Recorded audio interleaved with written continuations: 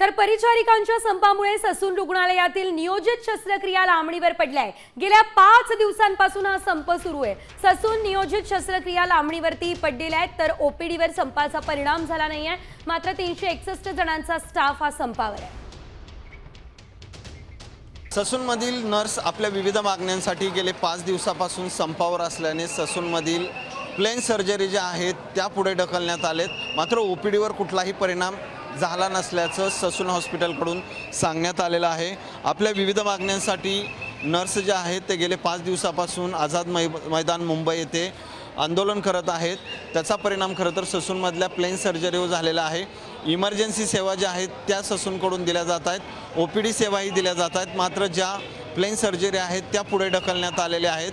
त्यामुळं आपल्या विविध मागण्यांसाठी ज्या नर्स संपावर गेल्या आहेत त्यांनी त्वरित परत यावं असं आव्हान जे आहे ते ससून रुग्णालयाकडून करण्यात आलेलं आहे।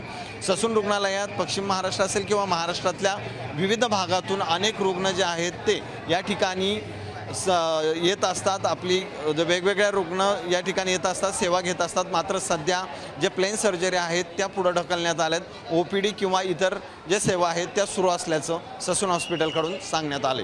कॅमेरामन सुमित भोसलेसह सचिन जाधव, साम टीव्ही न्यूज, पुणे। आता isakal.com आहे देशातील नंबर 1 ची मराठी न्यूज वेबसाईट। प्रत्येक अपडेटसाठी isakal.com ला नक्की भेट द्या।